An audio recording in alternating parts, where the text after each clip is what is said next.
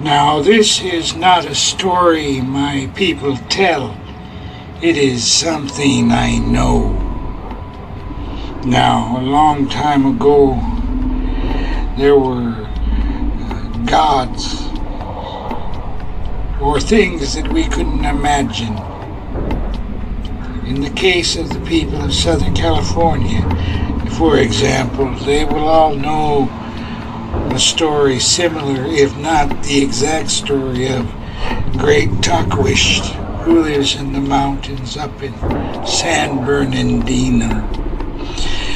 And there are those who would know the stories of the Yapui men, or the winged things in the night. This is not a story about those creatures that are from here. This story is about the Nakatakatiki, and they are not from here. They are not from this world, at least as we know it. Now, when I was a child, we lived down by the river. Used to wash there, wash our clothes there, cool off in the summertime, lay out on the rocks. And when we were doing this, I always felt like I was being watched, like something was moving in the trees, just looking at me through the branches,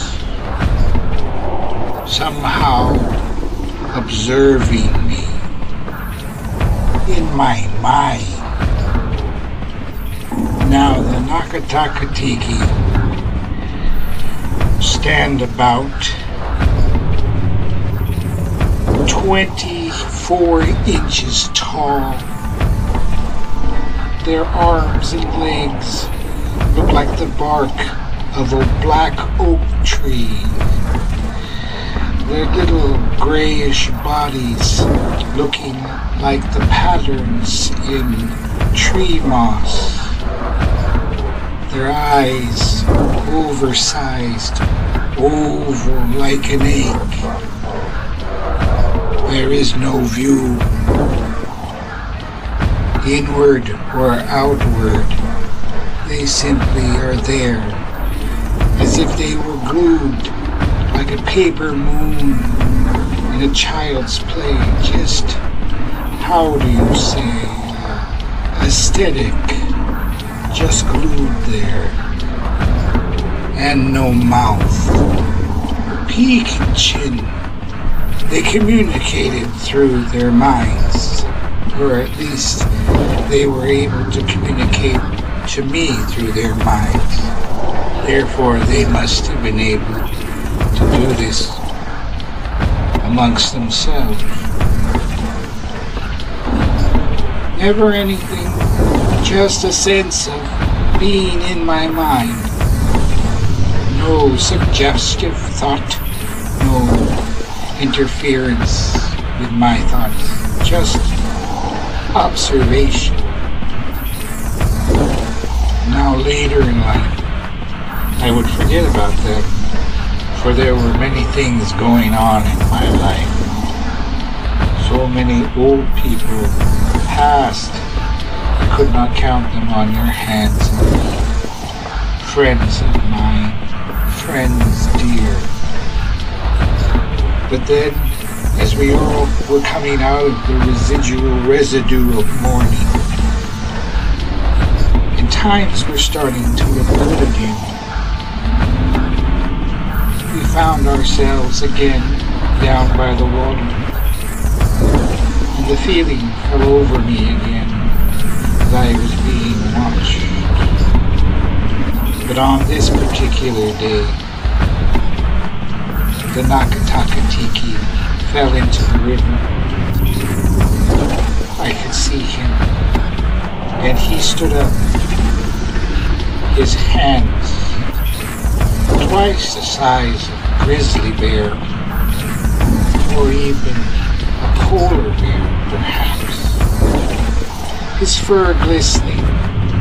It appeared that it was fur and not like a wood, but who knows? It was all there and then gone in a second. He picked himself up and pretended to be a tree standing there. I did not take my eyes away from it. Somewhere I had remembered hearing that if I didn't take my eyes away, he could not move, therefore trapped in a sense, so you could observe it. If you were wishing to observe a thing like this, I was very interested. So I did not blink, I did not squint, I kept my eyes on him. Soon he became tired, my brow covered with sweat. A hot day indeed, late August. I felt a bit rattled, as if it was probing my mind, as if wanting to ask, what the hell, what do you want? So I made a mistake. You caught me. Do you think you get a wish like a genie? But I had no such questions. I marveled at the creature's overall appearance. I then whispered, I am going to look away. I hope you are not mad at me. I just wanted to see you and know that you were real. I believe in you, brother. Let us leave in peace after this exchange. I closed my eyes. When they opened, the creature was gone. Now, 3 months later, a government car would come to the house. I was out in front, near the steps. I remember smelling the pear blossoms in the air. And that's when I met this Dene man who worked for the government. He had heard that I had been given recording devices as a child and had a pretty good understanding of both audio and visual hi-8 recording devices. Mind you, I'm pretty young. But he tells me at this time that it'll be only a summertime thing. And I've got school to do, but I could lend a hand. So I would record things for them when we were on the road. Paranormal or mythical events. Nothing like the Bible or anything like that, but natural creature occurrences and spiritual entities that either were with the land, are part of the land, or have always been there without explanation. I would record it, slow it down, speed it up, see what we could find. And thought nothing of it. Later, during the Reagan years,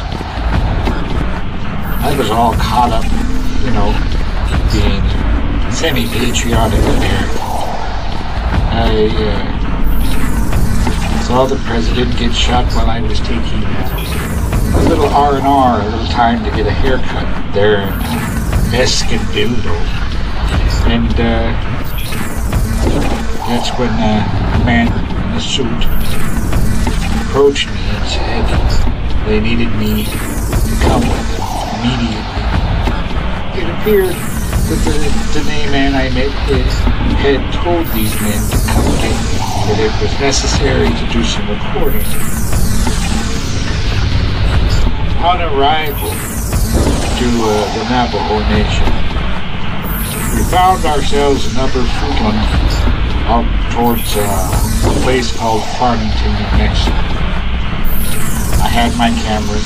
I was ready. It didn't seem like it would be any different than any other situation we had encountered before. A simple recording, audio, all directional mic for such a project on the go. But mind you, these are the early days of recording, and so off we went. We made our way into the desert. When we first heard the sounds of footsteps echoing in the sky, mind you, one might say, how does one differentiate?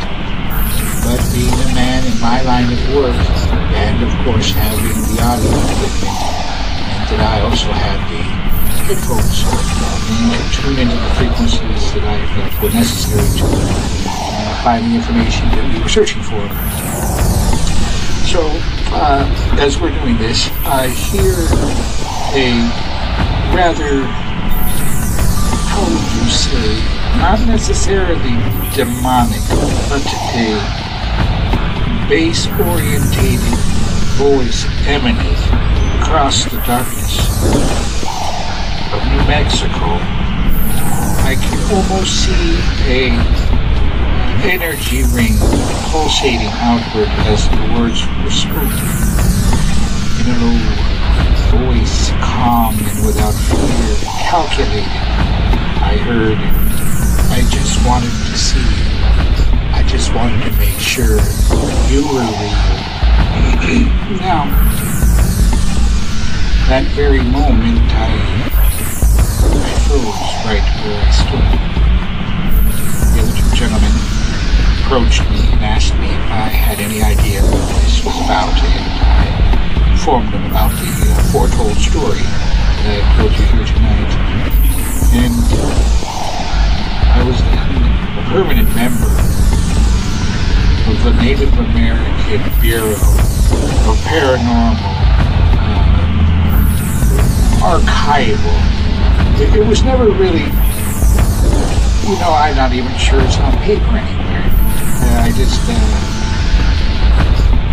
needed some kind of, I really don't know. Again, it had all started so innocently. I was never really a member until that moment, and it was like I had been grandfathered in, or I had seen too much to be let go or something.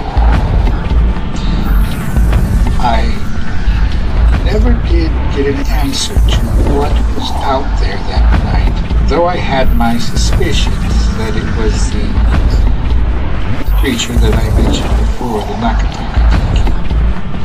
But then there was no way to prove it. Fast forward, I'm an old man now. The organization long since dissolved. Spending time with my grandchildren, I decided to pick up the new digital high-end audio and video recording equipment. I purchased it in the new memory cards, which would have been a great weight saver at the very least. Back in the day, carrying film can be rather heavy. 2-track recorders with audio, real-time, also add a few pounds onto one's expedition of recording paranormal, natural events. And so as I was getting into this new tech, I went to go scrub the memory card. And on the memory card, there were already recorded images. Those recorded images are the images that you're viewing right now. They were from my camera so many years ago. And in a few of the frames, it almost hints to the presence of the Nakataka Tiki. But those have been edited, replaced with footage from television. Some of the footage was from the laboratories back in the day. I don't know who's leaked this information. I'm not sure that this information is pertinent or necessary. But there are things out there that you don't want to mess with. I spent a lot of time and a lot of years of my life making sure that we were all protected from things we couldn't possibly understand or defend ourselves against. And those energies, those presences, were merely to be recorded to facilitate them, a lot like you would endangered animals. A lot of times these creatures, interdimensional or not, are unaware of the time or space dimension, in some cases, that they're in. Fifth dimensional creatures in the three-dimensional world that appears two-dimensional to a bunch of one-dimensional scientists can actually hinder our guests. But preservation has always been one of the main functions of why I've participated by taking the recordings and video pictures back in those times. I do not suggest that anyone attempt to contact the Nakatakatiki, or their ways are a lot different. How do you know if there is a Nakatiki present? Well, it's something just out of the corner of your eye, a dark space in the corner. And the Nakataki. Ladies and gentlemen, I stumble here only because in the shadows here, I feel as if I'm being watched, as if I am not to tell this tale. I'm afraid, ladies.